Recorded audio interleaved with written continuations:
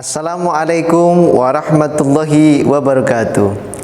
Innal hamdalillah nahmaduhu wa nasta'inuhu wa nastaghfiruhu wa na'udzu billahi min syururi anfusina wa min sayyiati a'malina may yahdihillahu fala mudhillalah wa may yudlilhu fala hadiyalah. Asyhadu an la ilaha illallah wa asyhadu anna Muhammadar Rasulullah. Allahumma salli ala sayyidina Muhammad wa ala ali sayyidina Muhammad wa man tabi'ahum bi ihsanin ila yaumiddin. Kaum muslimin yang berbahagia, syukur alhamdulillah kita haturkan kehadirat Allah sang pemberi petunjuk yang menguasai dan mengendalikan seluruh hati manusia. Puji syukur kita haturkan kepada Allah karena dengan rahmat hidayah kita bisa merasakan nikmatnya ibadah dan ketaatan kepadanya. Kita juga bersyukur kepada Allah atas kemudahan yang diberikan sehingga kita bisa berjumpa di bulan Ramadan tahun ini. Kita berharap semoga Allah memberikan banyak kemudahan bagi kita agar bisa melakukan aktivitas ibadah sebaik mungkin di bulan Ramadan sehingga kita bisa mendulang pahala di bulan yang berkah ini. Hari yang indah ini, perkenankanlah saya menyampaikan sedikit ceramah kultum tentang fikih zakat. Para ulama sepakat bahwa setiap orang Islam dikenai kewajiban zakat dari harta yang mereka miliki. Quran Surat At-Taubah ayat 103, selama memenuhi ketentuan yang telah ditetapkan.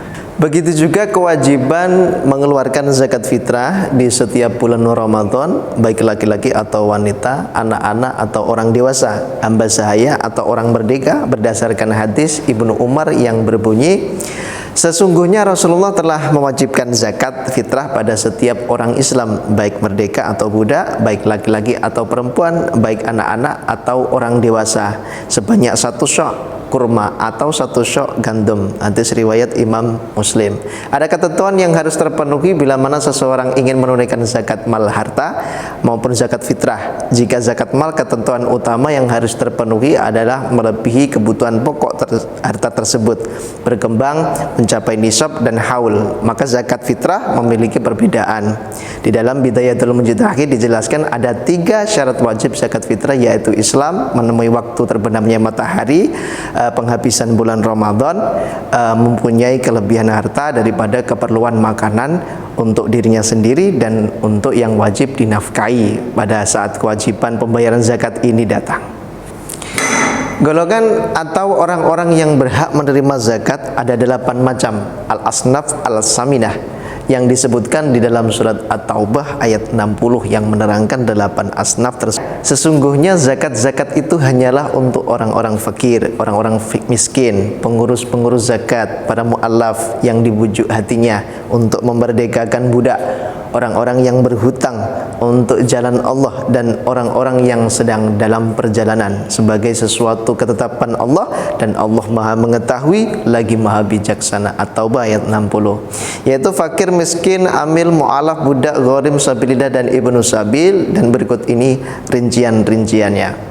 1. Fakir, yaitu orang yang tidak mempunyai harta atau mata pencaharian yang layak yang bisa mencukupi kebutuhannya baik sandang, papan, dan pangan. 2. Miskin, yaitu orang yang mempunyai harta atau mata pencaharian tetapi tidak mencukupi.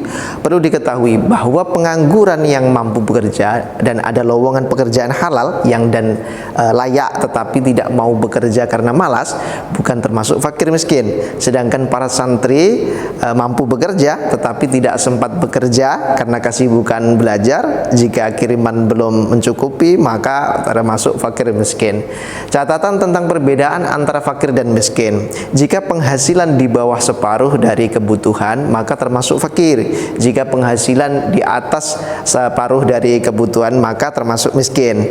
Perlu disebutkan di sini bahwa fuqara dan masakin yang cakap bekerja, mereka dikasih modal bekerja sesuai dengan bidangnya, dan bagi yang mereka cakap berdagang diberi modal berdagang, dan bagi yang mampu di bidang pertukangan maka diberi modal untuk membeli alat-alat pertukangan.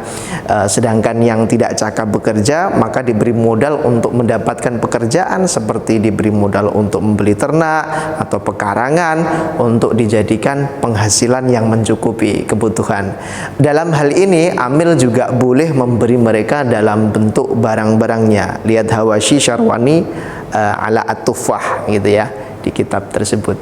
Tiga, amil zakat. Syarat-syarat dan tugas-tugasnya yang dimaksud dengan amil zakat ialah suatu panitia atau badan yang dibentuk oleh pemerintah untuk menangani masalah zakat dengan segala persoalannya. Ada beberapa syarat yang dipenuhi dalam diri amil, yaitu satu, beragama Islam. Dua, mukallaf, sudah balik atau berakal. Tiga, merdeka, yaitu bukan budak. Empat, adil dengan pengertian tidak pernah melakukan dosa besar atau dosa kecil secara kontinu. Yang kelima, bisa melihat, bisa mendengar, laki-laki mengerti terhadap tugas-tugas yang menjadi tanggung jawabnya. Kemudian tidak termasuk ahlul bait atau bukan keturunan Bani Hashim dan Bani Muthalib. Yang ke-10 itu bukan mawali ahlul bait atau budak yang dimerdekakan oleh golongan Bani Hashim dan Bani Muthalib. Sedangkan tugas-tugasnya yang diamanatkan kepada amil zakat itu sebagai berikut. Satu, mendata orang-orang yang wajib mengeluarkan zakat. Yang kedua, itu mendata orang-orang yang berhak menerima zakat. Yang ketiga, mengambil dan mengumpulkan zakat. Yang keempat, mencatat harta zakat yang masuk dan yang dikeluarkan. Yang kelima, menentukan ukuran sedikit dan banyaknya zakat. 6. Menakar, menimbang, menghitung porsi mustahifus zakat. 7. Menjaga keamanan harta zakat. Yang ke-8 itu membagi-bagikan harta zakat pada mustahikin. Mengingat bahwa tugas-tugas yang telah disebutkan di atas tidak mungkin dilakukan oleh satu orang atau dua orang, melainkan dari masing-masing tugas harus ada yang menangani secara khusus. Maka ada beberapa macam amil sesuai dengan tugas-tugasnya. Macam-macam amil zakat.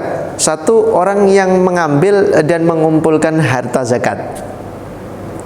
Dua, orang yang mengetahui orang-orang yang berhak menerima zakat. Yang ketiga, sekretaris.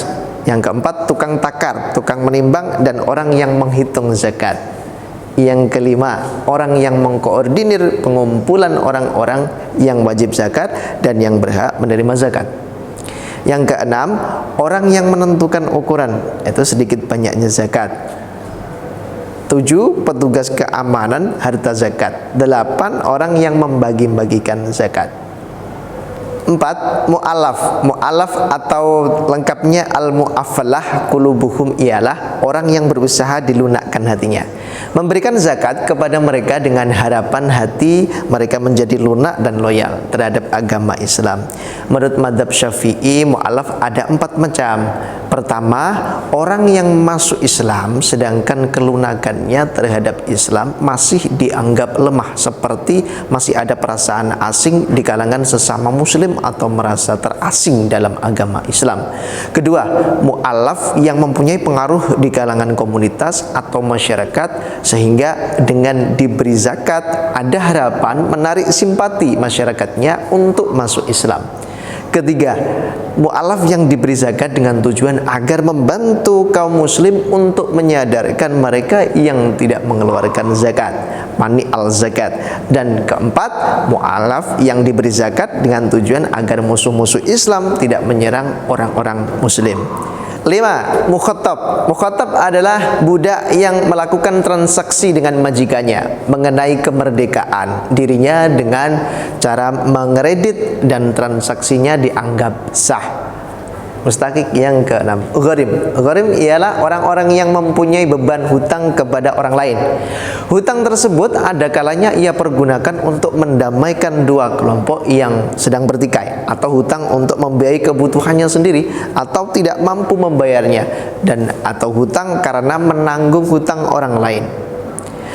7. Sabilillah. Sabilillah adalah orang-orang yang berperang di jalan Allah Subhanahu wa taala dan mereka tidak mendapatkan bayaran resmi dari negara meskipun mereka tergolong orang-orang kaya. Menurut mazhab Syafi'i, sabilillah tertentu bagi mereka yang berperang di atas. Sementara ada yang berpendapat bahwa termasuk sabilillah itu adalah segala sesuatu yang menjadi sarana kebaikan dalam beragama seperti pembangunan madrasah, masjid, rumah sakit Islam dan jalan raya, atau seperti para guru dan kiai yang berkonsentrasi mengajarkan agama Islam kepada masyarakat lewat Jawahir Al-Bukhari, At-Tafsir Al-Munir, Qurrah Al-Ain, Al-Malikiyah. Yang kedelapan, Ibnu Sabil. Ibnu Sabil adalah musafir yang berpepergian atau yang sedang melewati tempat adanya harta zakat dan membutuhkan biasanya. Perjalanan menurutnya Imam Syafi'i dan Hanabilah ini pertama perlu diketahui bahwa dalam pemberian zakat terhadap al-asnaf as-saminah di atas masing-masing kategori atau kelompok itu minimal 3 orang. Dan kedua, semua kelompok di atas diberi sesuai dengan kebutuhannya. Fakir miskin diberi secukupnya untuk kebutuhan selama 1 tahun. Gharim dan mukhattab diberi secukupnya untuk membayar tanggungannya. Sabilillah diberi secukupnya untuk kebutuhan dalam peperangan. Ibnu Sabil diberi secukupnya sampai ke negerinya. Mu'alaf diberi dengan pemberian yang dapat menghasilkan suatu tujuan sesuai dengan macam-macamnya. Mu'alaf di atas. Dan ambil diberi sesuai dengan upah pekerjaannya. Hadirin yang dimuliakan Allah Subhanahu wa taala, demikian sedikitnya materi fikih zakat mengenai muzaki dan 8 mustahiknya. Semoga bermanfaat. Tak lupa kami ingatkan, jangan lupa untuk berdoa, memohon taufik dan petunjuk kepada Allah agar kita dimudahkan untuk banyak beribadah di bulan Ramadan ini. Karena tidak mungkin kita bisa beribadah dengan baik kecuali atas petunjuk dan taufik dari Allah. Allahumma a'inna ala dzikrika wa syukrika wa husni ibadatik. Artinya, ya Allah, ya mudahkanlah kami untuk selalu mengingatmu, bersyukur kepadamu, dan beribadah sebaik mungkin kepadamu. Wa sallallahu ala sayyidina Muhammadin wa ala alihi wa sahbihi ajma'in. Walhamdulillahi rabbil alamin wa wafil muwafiq il aqwamit thoriq. Wassalamualaikum warahmatullahi wabarakatuh.